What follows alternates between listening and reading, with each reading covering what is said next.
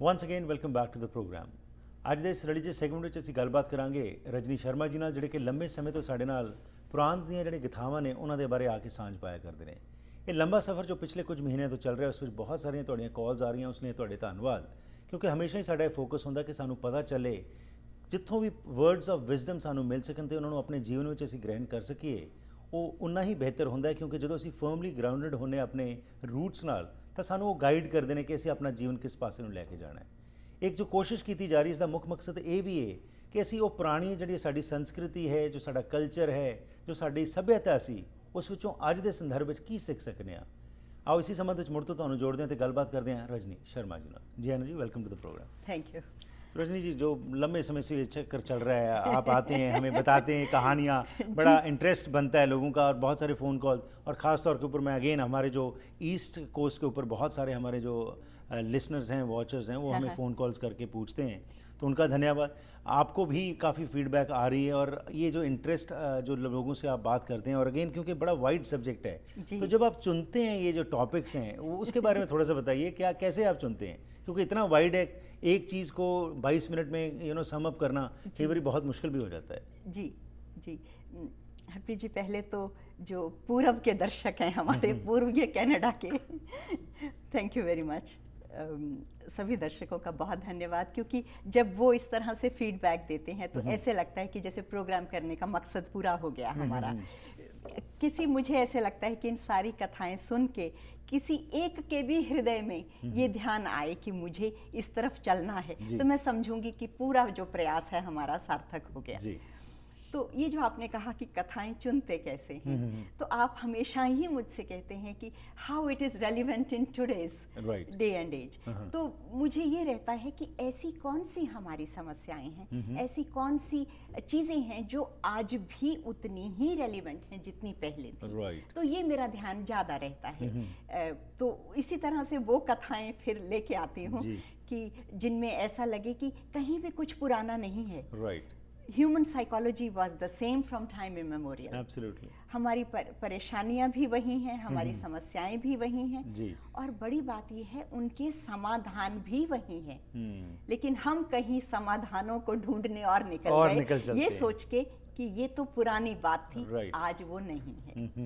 जबकि फाउंडेशन जो है वो वही है जी। तो हमें back to our culture, back to our roots जो है वहाँ पे जाना चाहिए। ग्रेट। तो आज किसके ऊपर बात कर रहे हैं जी? जी, तो हरप्रीत जी, आप देख रहे हैं कि शुकदेव मुनि जो हैं, उनका बड़ा प्रयास है कि किस तरह से राजा परीक्षित का, जिनकी मृत्यु 7 दिन में ही होने वाली है, किस तरह से उनका कल्याण का मार्ग खुल जाए। और राजा परीक्षित भी बड़े बहुत कंसंट्रेशन से, ध्यान से, बड़े प्रेम से उन कथाओं को सुन रहे हैं। 7 दिन का समय ही इतना कम है जी। इतना कम समय, क्या योग करेंगे आप 7 दिन में? क्या योग साधेंगे? क्या तप करेंगे जी? क्या साधना करेंगे? 7 दिन केवल कुछ भी इनमें से काम आने वाला नहीं है जी। जो व्यक्ति मृत्यु के करीब है, उसके पास और ये सब साधन उसके काम में नहीं आएंगे। तो राजा शुकदेव मुनि का ये प्रयास है कि किस तरह से पूरा हृदय, पूरा मन, पूरा चित्त राजा परीक्षित का भगवान के श्रवण में, चिंतन में, उनकी कथाओं में, उन सब में लग जाए, जिससे कि उनका कल्याण हो जाए जी। तो ये प्रयास है शुकदेव मुनि का। तो इसके अलावा एक जो बड़ी बात है वो ये कि हरप्रीत जी, जब तक तत्व ज्ञान नहीं होता मनुष्य को, जब तक ये पता नहीं चलता कि मैं ये देह नहीं हूँ, एक्सपीरियंस लेवल पे मृत्यु बड़ी भयावह है। ठीक। मृत्यु का डर सबसे बड़ा डर है इस पूरे जीवन में। ठीक। और ऐसा मनुष्य की ऐसी बेबसी है कि ऐसा लगता है कि जीवन की सारी भागदौड़, सब कुछ खत्म हो जाता है उस पॉइंट पे आके, और सब कुछ बेमानी सा लगने लगता है। मृत्यु का अपने आप में भयावह होना एक बात, और दूसरा प्रियजनों से वियोग। जिन पुत्र से, स्त्री से, घर से, कुटुंब, सगे संबंधियों, बंधु बांधवों से इतना प्रेम और आसक्ति है, उन सब से एक दम तुम्हारा बिछोड़ हो जाएगा, वियोग हो जाएगा। ये बात भी मन को बहुत सालती है। जी। और शुकदेव मुनि को जानते हैं कि राजा परीक्षित अभी देहाध्यास में हैं, अभी मृत्यु उनके लिए भयावह जी। है, अभी अपने प्रियजनों का वियोग उनके लिए भयावह है। तो इस बात को वो ध्यान में रखते हुए, कहना चाहिए मद्देनजर रखते हुए, Right. उन्होंने उनको एक कथा सुनाई। अच्छा जी। तो उसमें उन्होंने कहा कि एक ऋषि थे, उनका नाम था अंगिरा। तो अच्छा। पहले हम कथा पे जाएं, मैं थोड़ा सा अंगिरा ऋषि के बारे में जी, बताऊं जी। कि जो अंगिरा ऋषि थे वो पहले मनवंतर में, मनवंतर कहते हैं it's a time period, Right. So once upon a time, first मनवंतर के टाइम पे सप्त ऋषि थे। हर मनवंतर में अलग अलग सप्त ऋषि हुए जी। हैं। तो उसमें ये सप्त ऋषियों में एक थे कि वो जो 7 मोस्ट प्रोमिनेंट उस वक्त के, कहना चाहिए ब्रह्म ज्ञान में स्थित जो लोग होते हैं, जी। उस लेवल के ऋषि, उनमें अंगिरा का स्थान था। अंगिरा जी को ब्रह्मा जी ने खुद पैदा किया, वो उनके मानस पुत्र थे। वैसे तो ब्रह्मा जी ने सारी सृष्टि रची है, जी, जी। पर दे वर द फर्स्ट फ्यू जो कि जिनको कि उन्होंने इस काम के लिए भेजा कि आप पृथ्वी पे जाएं और सभी का कल्याण करें। और बहुत तेज था उनके अंदर। और एक जो हमारे सनातन धर्म में 4 वेद मानते हैं, वैदिक धर्म है ये, तो 4 वेद हैं, यजुर्वेद, ऋग्वेद, सामवेद, अथर्ववेद। जी, जी। तो उनमें से जो अथर्ववेद है उसकी बहुत ऋचाएं और संहिताएं इन अंगिरा ऋषि ने ओके। लिखी। तो ये मतलब all I want to tell you एक कि वो किस केडर के जी, थे। जी, ही right. Was very high up there. तो अब हम कथा में जी। आए। तो एक बार एक शूर सेन देश था, उसमें एक राजा राज्य करते थे, उनका नाम था चित्रकेतु। अच्छा जी। चित्रकेतु बहुत ही सज्जन और उदार चरित्र के राजा थे। बड़ी प्रजा उनके राज में बहुत खुश थी जी। और राजा भी बहुत इतने अच्छे तरीके से राजकाज चलाते थे कि उनके यहाँ ऐश्वर्य, धन, संपत्ति उसकी बहुत बहुलता थी। जी। राजा खुद भी बहुत खूबसूरत थे और युवावस्था में थे और इतने ऐश्वर्य भोग की सामग्रियां थी उनके पास। जी। उनके पास कई रानियां थी और उनकी जो सबसे प्रिय रानी थी उसका नाम था कृतद्युति। तो राजा के पास सब कुछ होते हुए भी उनका मन हमेशा चिंता से भरा रहता था। देयर वाज समथिंग मिसिंग, जो जिसको कि वो समझ नहीं पा रहे थे जी। और कि मैं इस वजह से क्यों दुखी हूँ। लेकिन जैसे जैसे समय बीतता था उनका दुख बढ़ता गया। एक दिन दैव योग से उन राजा के महल में इन अंगिरा ऋषि का आगमन हुआ। ओके। तो राजा को जब ये पता चला तो उन्होंने बहुत आदर सत्कार उन ऋषि को दिया। धूप दीप नैवेद्य सत्कार आसन उनको दिया और उनको आसन पे बिठा के खुद वो भूमि पे बैठ गए। जी। तो अंगिरा ऋषि देख के बड़े प्रसन्न हुए कि इतने बड़े राजा होने के बाद भी इतनी ह्यूमिलिटी है इनके अंदर, इतनी नम्रता है इनके अंदर। तो राजा के मन में, अंगिरा ऋषि के मन में आया कि ये तो इतने जो राजा हैं इस युवावस्था में हैं और सब कुछ इनके पास है, तो इनको तो अब परम ज्ञान देना चाहिए। लेकिन उन्होंने ये ज्ञान देने से पहले उन्होंने सोचा कि मैं राजा से ही पूछूं कि उनके मन में क्या है। जी। तो हालांकि ऋषि ये सब जानते थे, तो उन्होंने राजा से पूछा कि राजा आप कुछ चिंता में लगते हैं और उसकी क्या वजह है।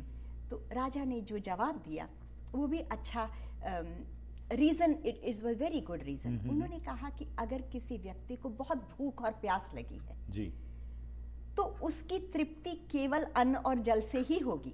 राइट। उसके अलावा उस भूखे व्यक्ति को अगर आप कितनी और भोग सामग्रियां दें वो उसके किसी काम की नहीं। ठीक। उस वक्त कोई महल, कोई धन, कोई दौलत, कोई वैल्यू नहीं, कोई वैल्यू नहीं है। तो जैसे भूखे व्यक्ति के लिए अन्न और जल का ही महत्व है, ऐसे मैं सोचता हूँ कि मेरे जीवन में संतान का महत्व है और इतनी रानियां होते हुए भी मेरे कोई संतान नहीं है। तो मैं ये चाहता हूँ कि आप मुझ पर कृपा करें, आशीर्वाद दें और मुझे संतान हो। तो अंगिरा ऋषि और इसके अलावा जो वजह और भी बताई उन्होंने, वो कहा कि मुझे तो ये समझ में नहीं आता है कि इतने बड़े राज्य और उसका क्या होगा, और उसके बाद मुझे तो मेरा तो पितरों का तर्पण कौन करेगा, श्राद्ध कौन करेगा, मेरे तो लोक और परलोक सभी गए। जी। इस तरह की वो बातें करने लगे। आपको शायद याद होगा कि जिस वक्त हमने भगवत गीता शुरू करी थी, अर्जुन भी कुछ इसी तरह की बातें कर रहे थे। राइट, शंकाएं थी, बहुत सारी थी, और जो मोह था उनका वो आप बाहर टपक रहा था। जी। तो बिल्कुल, तो क्या उसका जवाब मिलता है, और जो उनकी जो दशा है किस तरफ जो जाती है, इसके बारे में बात करने थे इस छोटी सी ब्रेक के बाद।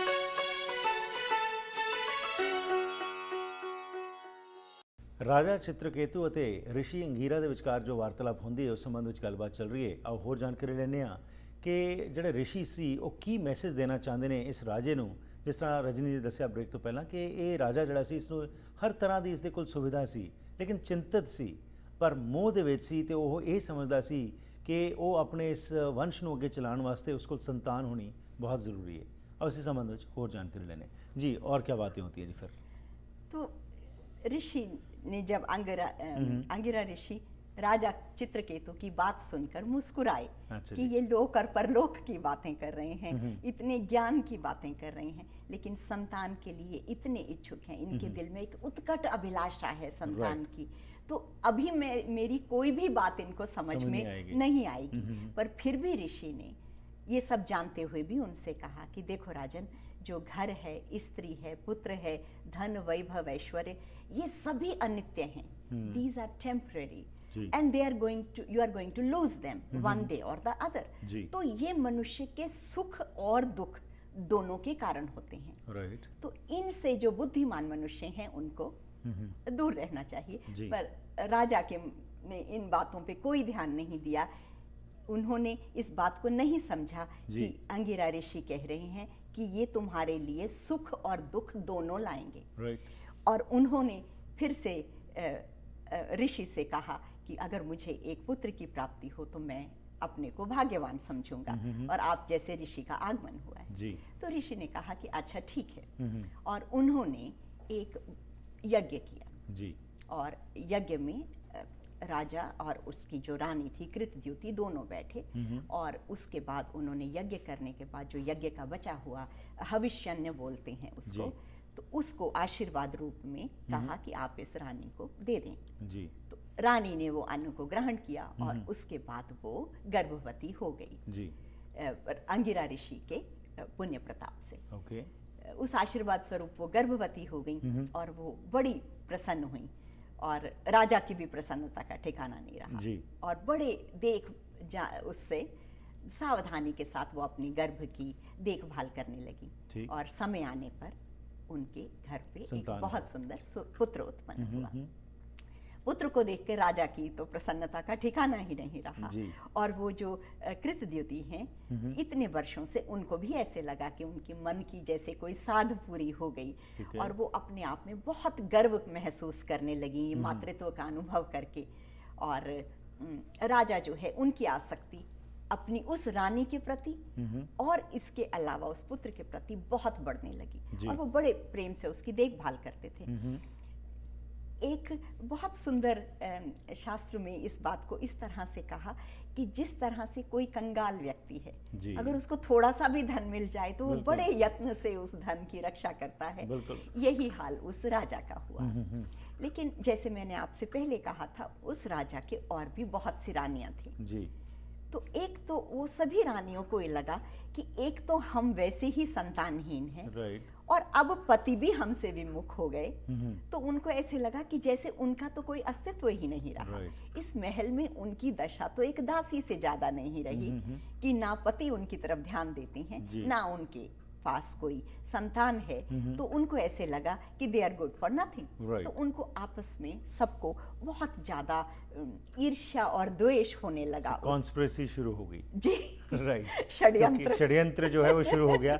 यही चीज़ होती है जी कि आज इंसान, अगर जैसे आपने कहा कि जो कई बार हम ना एक अपने आसपास जो है एक अलग ही समाज बना लेते हैं, अलग सोच ही बना लेते हैं कि अगर किसी के साथ भी हम कोई रिश्ता जिसका भी है, कोई मित्र है या कोई संबंधी है, तो वी वांट कि हमारे साथ ही वो जुड़ा रहे। अब मिसाल के तौर के ऊपर इन मुल्कों में जब हम आते हैं तो ऑफ कोर्स जब यहाँ पे आते हैं तो हमें बहुत सारे चैलेंजेस होते हैं, पर बहुत सारे लोग हमारी मदद भी करते हैं। जी। पर अगर हमने भी किसी के साथ कुछ किया तो हमारी एक्सपेक्टेशंस बहुत बढ़ जाती जी। हैं, और अगर उसके ऊपर हम यही समझते हैं कि हमारा ही सिर्फ उसके ऊपर अधिकार कंट्रोल, है। अधिकार रहना चाहिए, जी। तो इससे ये साबित होता है कि हर एक व्यक्ति जो है उसकी एक जगह है, उसको वो जगह जो है मिलनी चाहिए, कोई डाउट नहीं है। लेकिन कई बार जो हम एक्स्ट्रा उसके ऊपर एक लगाव हमारा बन जाता है, उसमें से हमें बाहर निकलना चाहिए। जी। एक्चुअली हरप्रीत जी, आप ये देखें भी कि इन रानियों की जो द्वेष और ईर्ष्या की वजह हमेशा लो सेल्फ एस्टीम Right, होता है, right. कि उनको ऐसे लग रहा है अब उनका कुछ कोई अस्तित्व, value नहीं है, कोई अस्तित्व वैल्यू नहीं है, नहीं है। right. लेकिन ये वैल्यू उनके वैल्यू या डी वैल्यू उन्होंने अपने चिंतन की वजह से की बिल्कुल। है। बाहर कहीं भी कुछ नहीं बदला ठीक। है, उल्टा महल के अंदर अब एक सुंदर छोटा बालक है, वो सभी की प्रसन्नता का कारण होता है। ठीक। बालक को किसी के साथ बिल्कुल। राग और द्वेष नहीं होता। राइट। लेकिन उन रानियों ने, जैसे आपने कहा कि कॉन्स्पिरेसी, षड्यंत्र करके एक दिन कृतद्युति जिस वक्त महल में नहीं थी और सिर्फ दासी थी उस राजकुमार के पास, उन्होंने उसको मिलके और विष दे दिया, जहर। ओके। उस बच्चे, छोटे बच्चे को जहर पिला दिया। उससे उस बच्चे के प्राण जाते रहे। और जब कृतद्युति को पता चला कि उनका वो छोटा बालक, जिसको वो इतने ज्यादा प्रेम से पाल रही थी, वो अपने को इतना ज्यादा अपराधी महसूस करने लगी कि वो थोड़ी देर के लिए भी उन्होंने बच्चे को क्यों अपने से अलग किया, कि ये घटना हुई। लेकिन उसको जहर किसने दिया ये पता नहीं चला। राजा को जब इस बात का पता चला तो राजा भी बहुत शोकातुर हो गए। जी। दोनों ही, वो पति पत्नी, उनके शोक का कोई ठिकाना नहीं रहा। और राजा इतने बड़े उसके होने के बावजूद फूट फूट कर रोने लगे कि ये क्या हुआ मेरे साथ। जी। हरप्रीत जी, इसमें नहीं पर किसी शास्त्र में कहा गया है कि पुत्र शोक की जैसा कोई कष्ट नहीं है, माँ बाप के महाकष्ट। लिए, बिल्कुल। जी। तो कहा, एक श्लोक है संस्कृत का कि वासुदेव जरा कष्टम कष्टम निर्धन जीवनम पुत्र शोक महाकष्टम क्षुधा कष्टम बलम बलम, कि बुढ़ापा कष्ट है, निर्धनता का जीवन कष्ट है, लेकिन पुत्र शोक महाकष्ट है। ठीक। लेकिन इससे भी ऊपर भूख के कष्ट को रखा गया है। ओके। जी। लेकिन पुत्र शोक it's not easy for everybody to handle. और कुछ कुछ लोग तो सारी उम्र इस दुख से बाहर नहीं आते। जी। तो जब राजा और रानी की ऐसी दशा देख के सारे जो लोग थे उस राज्य के, वो भी बड़े शोकातुर हो गए। तो ये बात जब अंगिरा ऋषि के पास पहुंची और उन्होंने अपने मित्र नारद जी को अपने साथ लिया और वो दोनों अवधूत के वेश में फिर उस राजा के पास आए। सोचा कि राजा की इस वक्त मदद करनी चाहिए, उसको कुछ थोड़ा सा ज्ञान देना चाहिए। अंगिरा ऋषि ने राजा से कहा कि राजन, मैंने आपसे कहा था। राइट। राजा ने तो उनको पहचाना ही नहीं, क्योंकि वो अवधूत के तरीके आए हैं। लेकिन वो आते ही जिस तरह से उन्होंने बड़ी सुंदर और समझदारी की बातें उन्होंने करनी शुरू की कि किस तरह से ये सारा संसार अनित्य है, और किस तरीके से जैसे कि पानी का बहाव आता है तो जो रेत के कण हैं वो आपस में मिल जाते हैं। राइट। इसी तरह से फिर दूसरी लहर आती है और वो कण सब अलग अलग हो जाते हैं। ठीक। उन्होंने कहा, समय के प्रभाव में ऐसे ही हम अपने सगे संबंधियों से मिलते हैं और ऐसे ही अलग हो जाते हैं। कहाँ है हमारे बचपन के वो मित्र जो हमें इतने प्रिय थे, वो सब ओवर सभी बदल जाता है। तो राजन को थोड़ा सा ऐसा लगा कि उनके शोक में कमी आई है और वो थोड़ा सा संभल के बैठे और उनसे पूछने लगे कि आप कौन हैं? ये अवधूत के वेश में आप दत्तात्रेय हैं या आप मार्कंडेय ऋषि हैं या आप कौन हैं जो मुझे इस वक्त इस तरह की सांत्वना दे रहे हैं? तो फिर उन्होंने अपने को प्रकट किया कि मैं अंगिरा ऋषि हूँ और तुम याद करो, मैंने तुमसे कहा था कि ये संतान सुख और दुख दोनों का कारण होगी। और जितने भी हमारे कहना चाहिए कि धन है, संपत्ति है, ये सभी चीजें जो हैं ये क्योंकि अनित्य हैं और इसलिए आज नहीं कल जो चीजें हमें सुख देती हैं वही हमारे दुख का कारण भी बनती हैं। और इस तरह से उन्होंने उसको बहुत समझाया। लेकिन जो रानी थी उनका तो जो दुख था वो किसी तरीके से कम नहीं हो रहा था। Right. वो चाहती थी कि मैं किसी भी तरीके से अपने पुत्र से बात करूं। जी। एक बार वो मेरे पुत्र को वापस जीवित कर दें। जीवित कर दें तो थोड़ा सा मुझे जो है वो सांत्वना मिलेगी। राइट। तो ये कह के उन्होंने अंगिरा ऋषि से और नारद जी से कहा। तो नारद जी ने सारी बात को समझा और उन्होंने कहा कि ठीक है, मैं इसके लिए कोई उपाय करता हूँ। तो जिस वक्त ये बच्चे का अभिमृत शव पड़ा है, उसकी कोई क्रिया कर्म और श्राद्ध नहीं हुआ है, तो नारद जी ने अपने योग बल से, अपने भक्ति के बल से, अपने तप के बल से उस जीवात्मा को वापस बुलाया जी। और फिर जीवात्मा को कहा कि तुम इस शरीर में प्रवेश करो और अपने पिता का जो ऐश्वर्य है, राज है, ये सब भोगो और इस राज्य के ऊपर राज करो और अपने जो तुम्हारी माता पिता हैं, जो तुम्हारे लिए शोकातुर हो रहे हैं, इनका शोक दूर करो। जी। लेकिन उस जीवात्मा ने उस शरीर में आने से इनकार कर दिया और उसके बाद उन्होंने अपने से उपदेश दिया जी। उस दोनों शोकातुर माता पिता को। अच्छा जी। तो आई थिंक उस आत्मा ने ये अब ये संदेश जो है वो वो अभी देंगे। वो देंगे जी। सो मतलब उन्होंने जो है कि डिस्पाइट कहने के भाई तुम इस शरीर में चले जाओ, वो आत्मा वहाँ नहीं जा रही। आत्मा ने वहाँ नहीं जाना स्वीकार नहीं किया, लेकिन उसने उन जितने संबंधी हैं उनसे वहाँ पर बात की और बहुत सुंदर उपदेश दिया। इंटरेस्टिंग जी। इसको लेकिन समानी आगे दे रहे इस हफ्ते सुन सके तो इसको अगले हफ्ते हम सुनेंगे कि ये आत्मा क्या कहती है, क्यों नहीं उस शरीर में जाना चाह रही और क्या वो मैसेज देती है। आपका बहुत बहुत धन्यवाद। Thank you for your time. Thank you. So इस नाल करते हैं जी अज दे इस प्रोग्राम की इत्थे ही समाप्ति। फीडबैक जरूर देना 604 603 75 55 604 603 7555 ਤੇ संपर्क कर सकते हो या फिर ईमेल जरिए भी तुसी फीडबैक दे सकते हो harpreetsingh@gmail.com। ये सारे एपीसोड्स पुराने भी जो हैं तुसी youtube.com/harpreetsingh ਤੇ जाके दोबारा देख भी सकते हो। ये जो असी सीरीज़ शुरू की इस दे विच जिस तरह रजनी जी ने भी कहा कि इसका मकसद है कि असी उस सभ्यता नाल जुड़ सकीए, समझ सकीए कि अज भी उसकी उन्नी ही वैल्यू है जिन्नी कि पहला सी। क्योंकि अगेन ये बहुत सारे किंतु परंतु असी कई बार कर देने बट अगेन एसेंस जो है वो असी लभन की कोशिश करिए। एंड अगेन जिस भी धर्म में तुहाडी आस्था है मुबारक तुहानू, लेकिन असी ये बेनती करते हैं कि जिथे सानू हिंदू भरा ते भैणां ये चीज़ दे परपक्ष होण, इसी तरीके नाल बाकी धर्मां दे लोग भी जो हैं जो मेन मैसेज है उसनू जरूर ग्रहण कर सकन। इत्थे ही लेना आ गया जी, फिर मुलाकात करांगे, तब तक गुड बाय।